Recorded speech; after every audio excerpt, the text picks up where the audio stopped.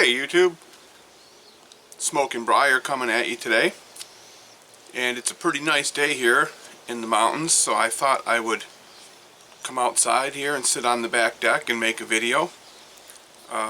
Today I'm smoking some Orlik Club Mixture. This is a tin that I recently opened, and I read some reviews on it, and people were saying that it was a good blend, but it was, you know, most of the people that smoked it said that they got really bad tongue bite from it. And I'm smoking it today in the Bent Savinelli, and I'll light this back up.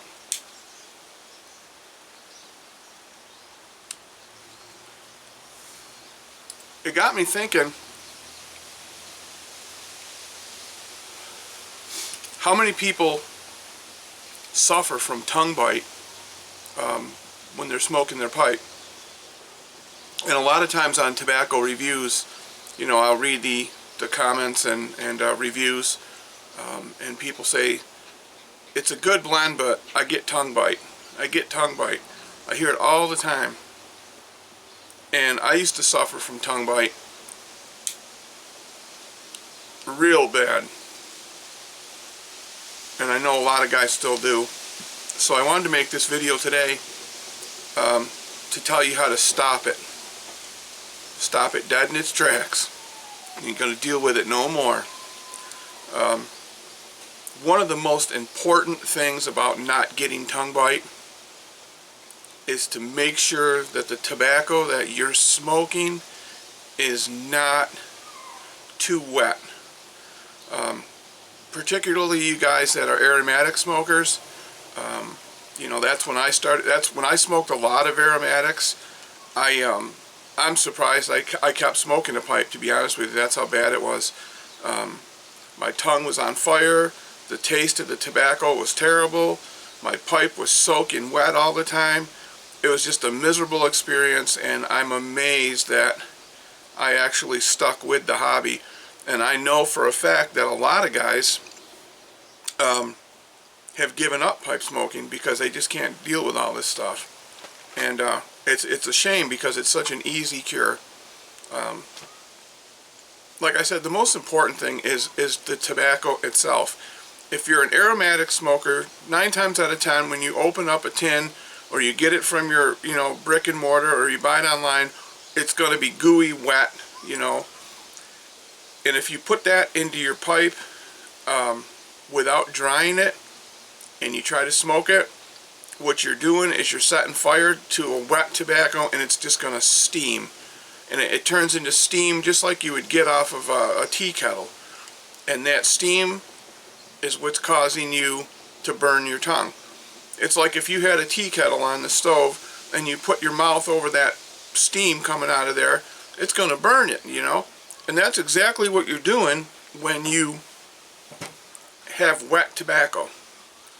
So my advice to you guys, you know, and this video is pretty much for the newer pipe smokers. I know most of you guys that are experienced, this is just old news to you, but I just thought I'd do this for some of the newer guys. Dry out your tobacco, guys. Make sure. You know, I know there's a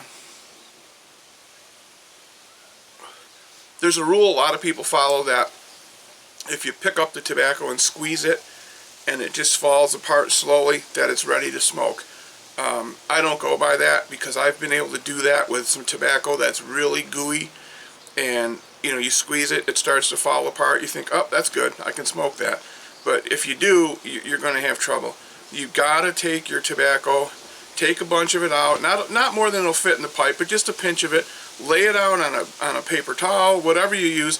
I went to the dollar store and I bought one of those baking pans, just like a little 9x11 square baking pan, metal one, for $1. And I just take my tobacco out, drop it in there, and shake the pan so that the tobacco spreads out, and I let it dry, and then I push it back together. And this is something you got to learn for yourself.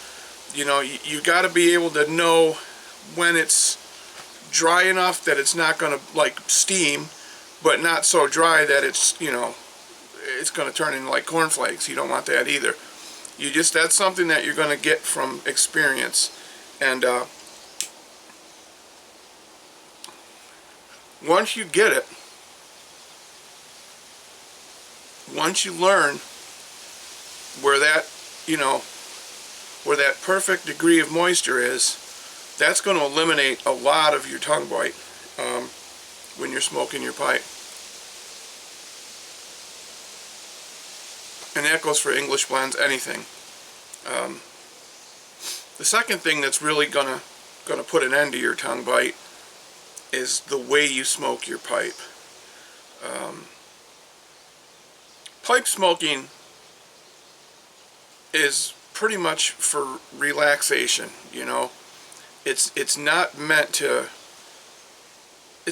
be like, you see guys running outside on their lunch break at work, trying to smoke 3 cigarettes in a half hour to get their nicotine fix. That's not what it is. Pipe smoking is not meant to work that way. If you're stressed out, or you're upset, you just got your, you just got your bills in the mail and one of them's way higher than you thought and you're all pissed off, and the worst thing you can do is just grab your pipe and then sit there and just try to smoke your pipe when you're mad. Because when you're angry, when you're upset, you're going to smoke and you're going to just draw like, you're just going to draw on it too much, and the harder you hit the pipe, the hotter it gets, and the more fire and the more heat, and that's just going to create that burning sensation on your tongue. It's also going to overheat your tobacco, and even if it is dried properly, just that much heat burning, that much fire is going to make it give off steam, and in turn that's going to cause tongue bite. It's also going to do another thing that's really bad. It's going to char your pipe. Those of you who smoke cigars, you know that if you light the end of a cigar with a torch lighter and you do it too much and it turns the end of your cigar really black and charcoal looking, and then you take a few draws off your cigar, it's terrible. And that's what's going to happen to your pipe. The inside of your pipe is going to get like a burnt resin, charcoal, taste in there. And once that taste gets in there, it's hell to get out. And a lot of guys complain about that. And they say, God, my pipe tastes like crap all the time, no matter what I smoke. Chances are you've burned it. And once you burn a pipe on the inside like that,